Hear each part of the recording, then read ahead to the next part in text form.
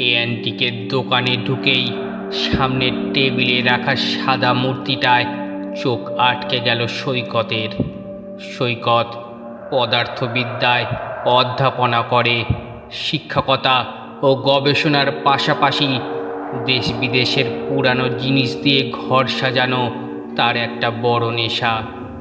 দক্ষিণ কলকাতায় সৈকতের 2 কামরার ফ্ল্যাটটাকে অনায়াসেই একটা মিউজিয়ামের ক্ষুদ্র সংরক্ষণ বলা যায়। বৈঠকখানা থেকে শয়নকক্ষ সর্বত্রই বড় বড় শোকেসে সজ্জিত রয়েছে অপূর্ব সুন্দর অ্যান্টিক জিনিস।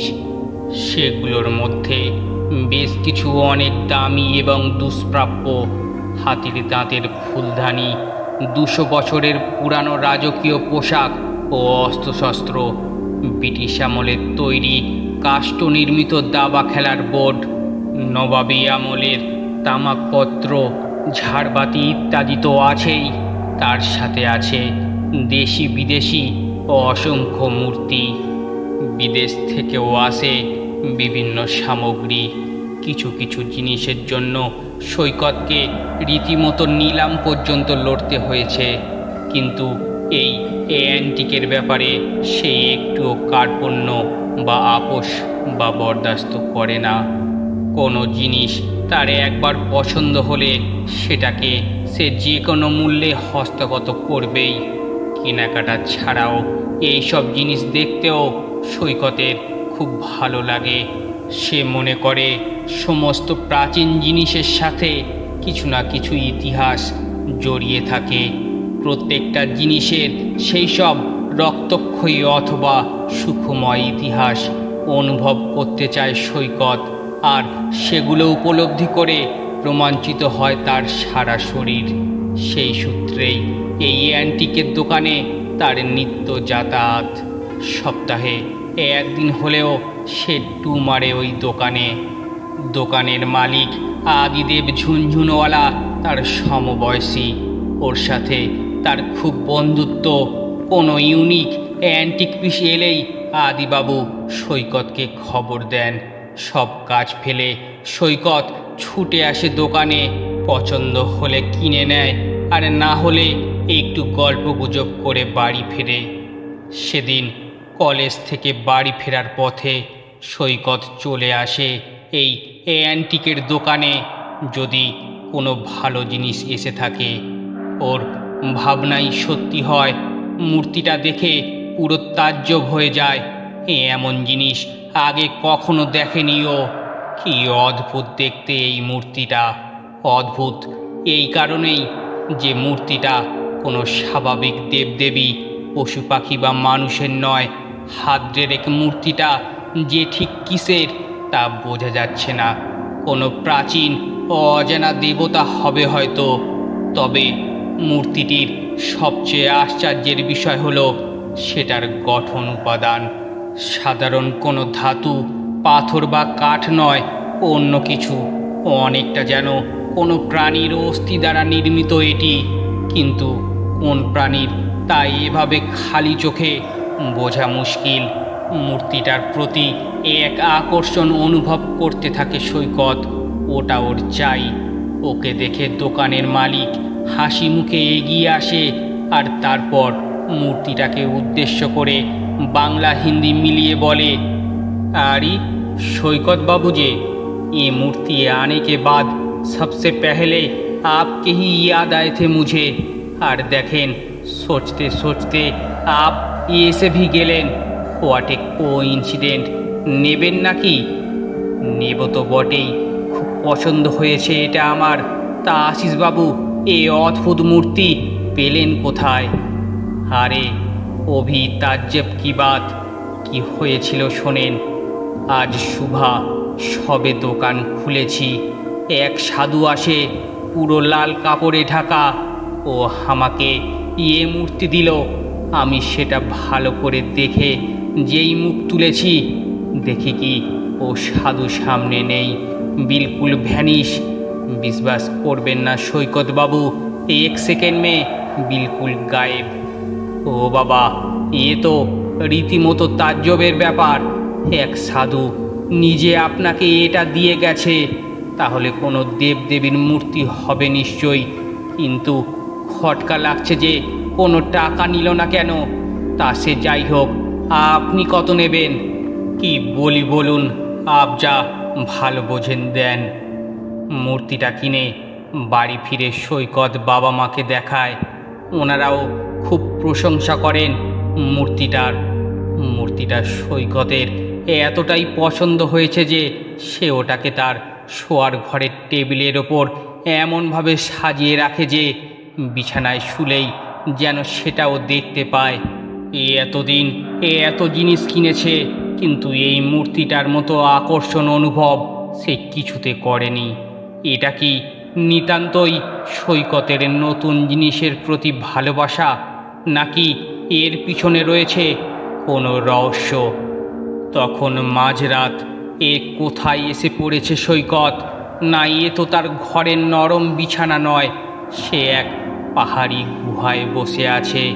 তার থেকে কিছুটা দূরে আগুন জ্বলছে। একজন জটাধারী সাধক যজ্ঞ করছেন। পাশে আরও একজন হাত জোর করে বসে আছে। আরে সাধুর সামনে ওটা কি আজকের কিনে আনা মূর্তিটা না? নাকি ওটার মতোই হুবহু দেখতে অন্য একটা মূর্তি? সৈকতকে কেউ কিন্তু লক্ষ্যই করছে না। তাদের যজ্ঞের নীরব দর্শক সে। একটু পরে সেই সাধু উঠে দাঁড়ালেন। তার হাতে একটা চকচকে ধারালো খাড়া। কি করবেন উনি?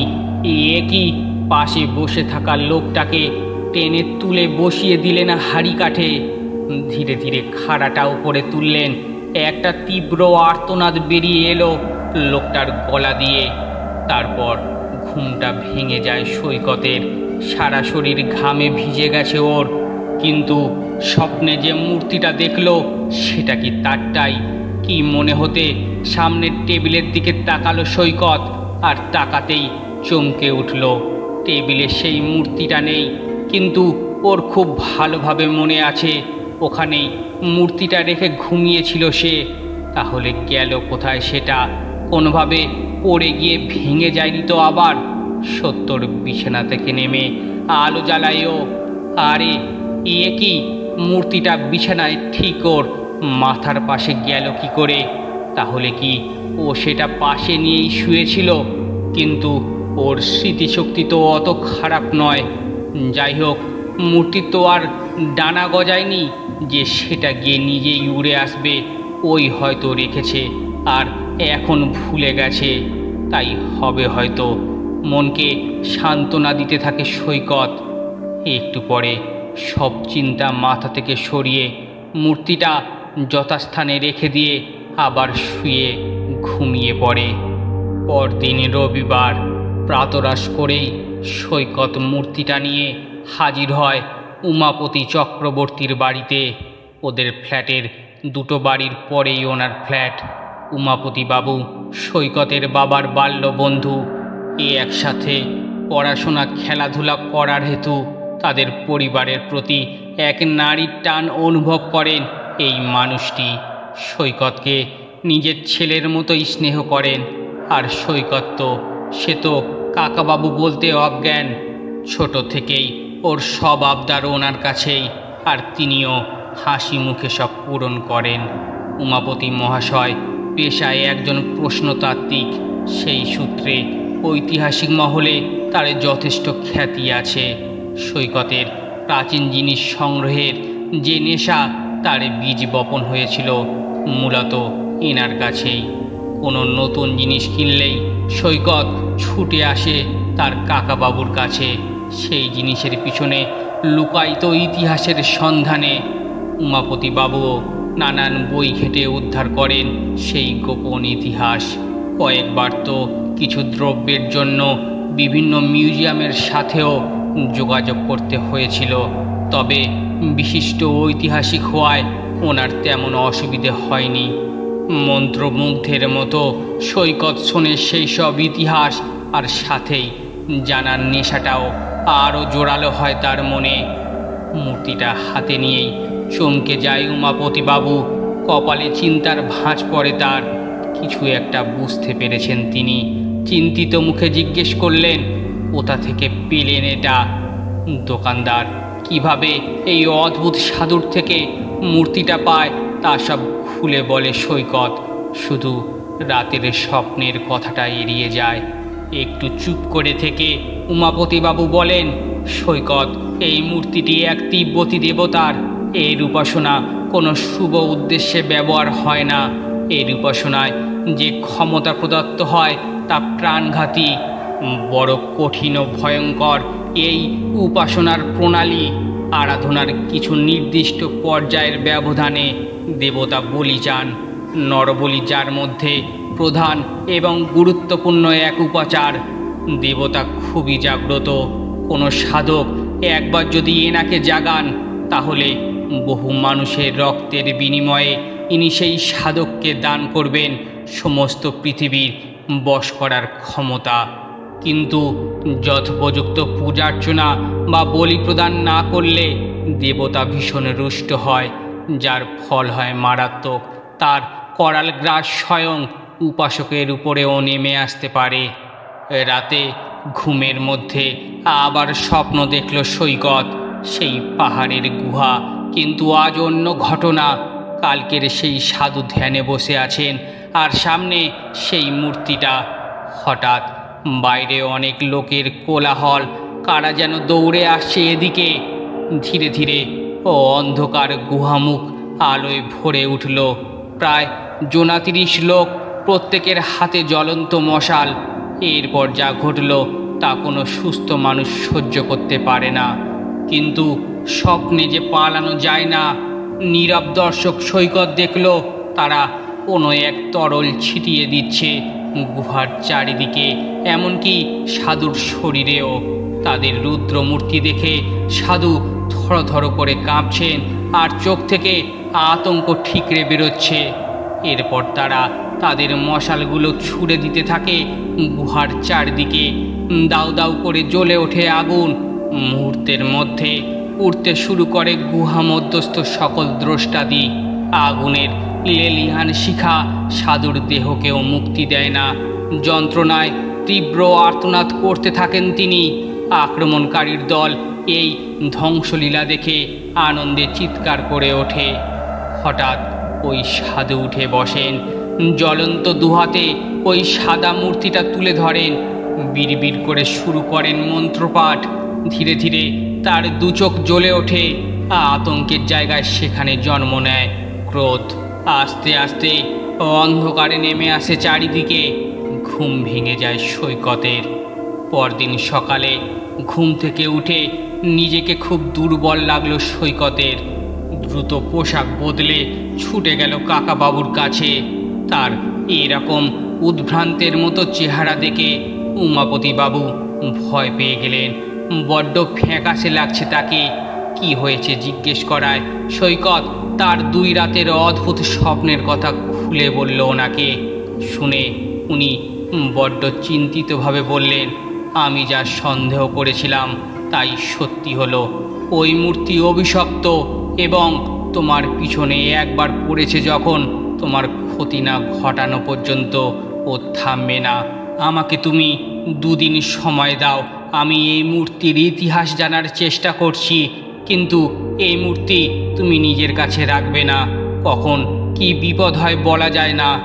কাকাবাবুর কথা কখনো অমান্য করে না সৈকত, তাই খুব অনিচ্ছা সত্ত্বেও অ্যান্টিকের দোকানে মূর্তিটা ফেরত দিয়ে আসেও। মন খুব খারাপ হয়ে যায়। এত পছন্দের মূর্তিটা কিনা শেষ পর্যন্ত ফেরত দিয়ে আসতে হলো।